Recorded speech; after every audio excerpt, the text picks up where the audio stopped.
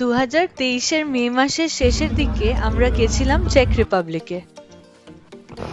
আমরা ঘুরে দেখব চেক রিপাবলিকের ক্যাপিটাল প্রাগ। মিউনিক থেকে ফ্লিক্সবাসে আমরা প্রাগ পৌঁছই দুপুর করে। 4.5 ঘন্টা মতো লেগেছিল। বাস থেকে নেমে এখানকার পাবলিক ট্রান্সপোর্টে আমরা এয়ারবিএনবিতে পৌঁছই। আমাদের হোস্ট নিজে হাতেই চাবি তুলে দিয়েছিলেন। এটা একটা 1 বিএইচকে অ্যাপার্টমেন্ট।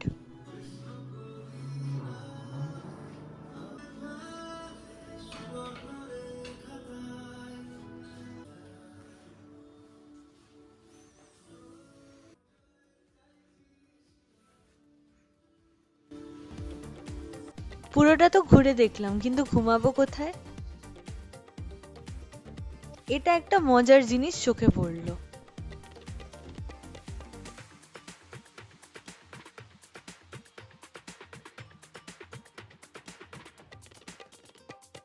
ছিল আলমারি, হয়ে গেল বেড।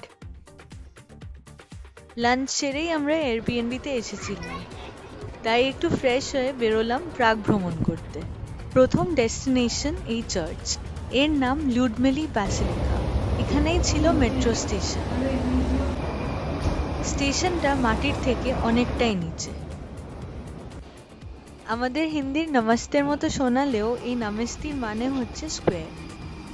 এই মেট্রোয় করে আমরা যাব প্রাগের ওল্ড টাউন স্কোয়ার। যখন পৌঁছেছি তখন সন্ধে 7:30 বাজে। দেখে কি একটুও মনে হচ্ছে?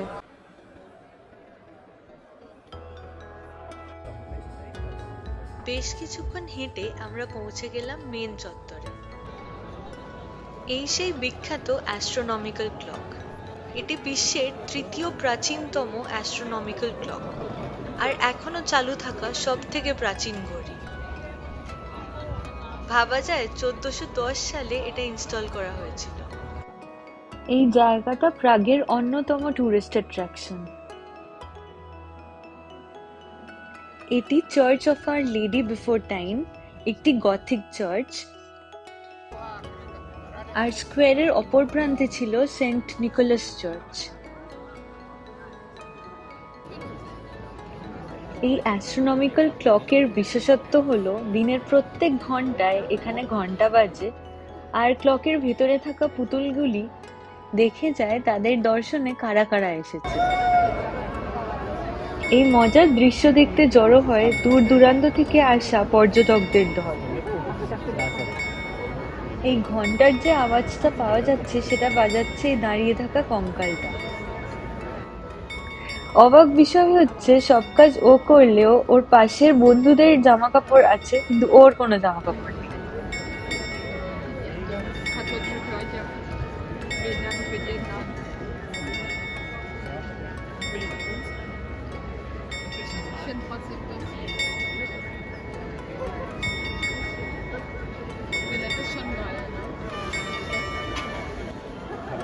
দর্শন শেষ, আবার দেখা দেবে পরের ঘন্টায়। এই স্কোয়ারের আশেপাশে ছিল অনেক দোকান আর খাবার জায়গা। আজকের মতো ঘোরা শেষ, এবার যাওয়ার পালা বাড়ির দিকে। আমরা পরের দিন সকালে একটি ওয়াকিং ট্যুর বুক করি আর গুগল ম্যাপসের সাহায্যে সেই মিটিং পয়েন্টে পৌঁছই। এখানে ম্যাপসের অগমেন্টেড রিয়ালিটি ফিচারটা দারুণ কাজ করে, আর তার সাহায্যে আমরা মিটিং পয়েন্টে খুব সহজেই পৌঁছই।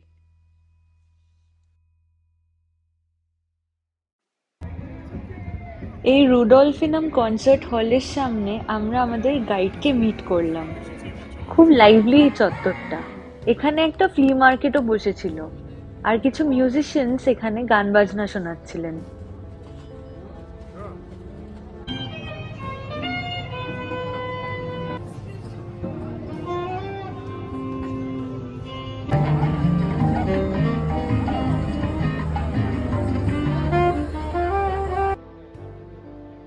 শুরু হলো আমাদের ওয়াকিং ট্যুর। এই ট্যুরটা ছিল মূলত প্রাগ কাসেলকে কেন্দ্র করে। এই পুরো ওয়াকিং ট্যুরটাই খুব ইনফরমেটিভ আর এন্টারটেইনিং ছিল। আমাদের গাইড ইয়ান প্রাগের ইতিহাস সম্বন্ধে খুব সুন্দরভাবে আমাদের বলছিলেন। এখানকার প্রাচীন আর্কিটেকচার, রাজা চার্লস সঙ্গে কিভাবে ইউএসএ দ্বিতীয় বিশ্বযুদ্ধের সময় প্রাগকে জার্মানি ভেবে বম্বিং করে ফেলেছিল, এইসব গল্প মিলিয়ে খুব মজাদার হয়ে উঠেছিল আমাদের এই ট্যুরটা।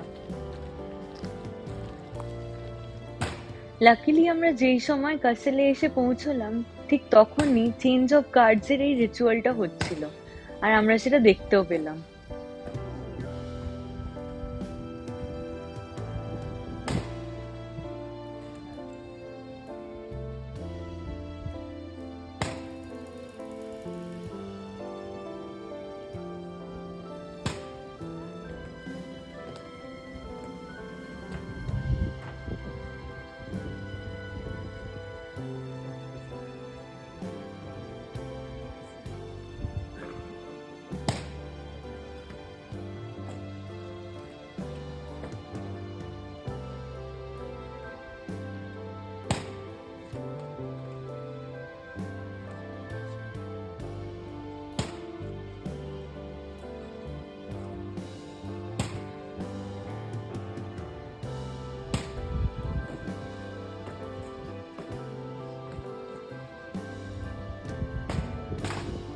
প্রত্যেকদিন বেলা 12টার সময় চেঞ্জ অফ গার্ডস হয় এখানে।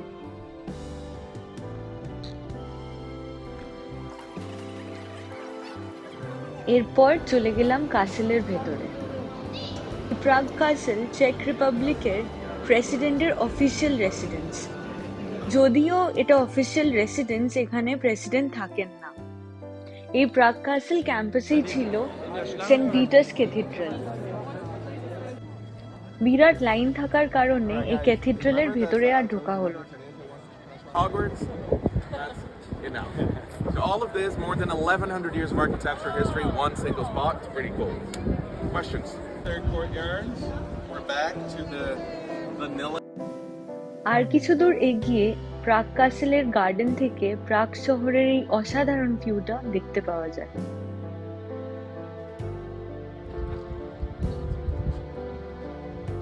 একটা ইন্টারেস্টিং জিনিস ইয়ানের থেকে শিখেছিলাম। এই কেকের মতো দেখতে বাড়িগুলোকে বলা হয় বরোক style of architecture.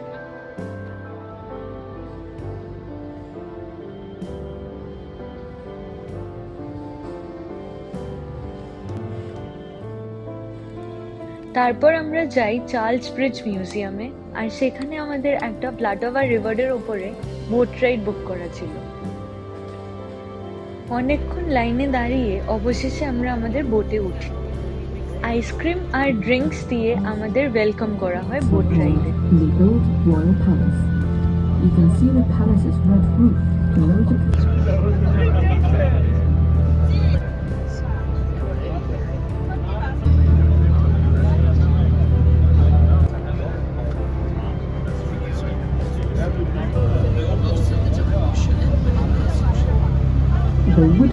the river does not freeze any longer.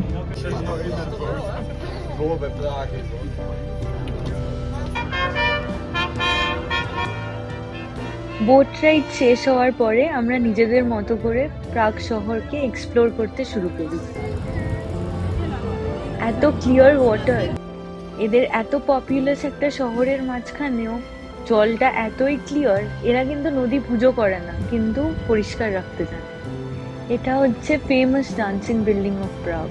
এই বিল্ডিং এর আদল দেখে কল্পনা করে নিতে হয় আর কি।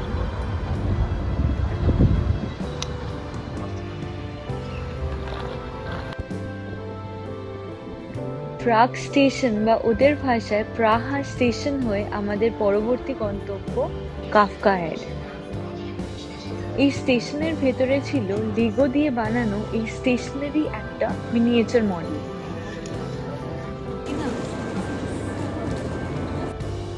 ফ্রান্স কাফকা একজন ফেমাস কিন্তু আনফর্চুনেট কবি। তাঁর জীবদ্দশায় প্রাপ্য সম্মান এবং খ্যাতি তিনি পাননি। 42টা লেয়ার দিয়ে তৈরি এই ফ্রান্স কাফকা হেড দুদিকেই ঘোরে। সকাল 8টা থেকে রাত্রি 9টা অবধি প্রতি ঘন্টায় 15 মিনিট ধরে এই কাফকা হেড রোটেট করে।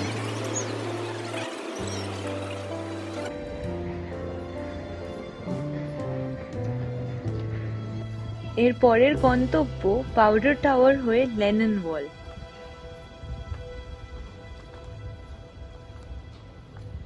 জন লেনিনকে সম্মান জানিয়ে শান্তির প্রতীক চিহ্ন হিসেবে এই ওয়ালটাকে সংরক্ষণ করা হয়। প্রাগ সিটি এক্সপ্লোর করতে গিয়ে কিছু ভিন্টেজ গাড়ির সাথে সাথে আল্ট্রা মডার্ন গাড়িও চোখে পড়েছিল। এভাবেই শেষ হলো আমাদের প্রাগ ট্রিপ।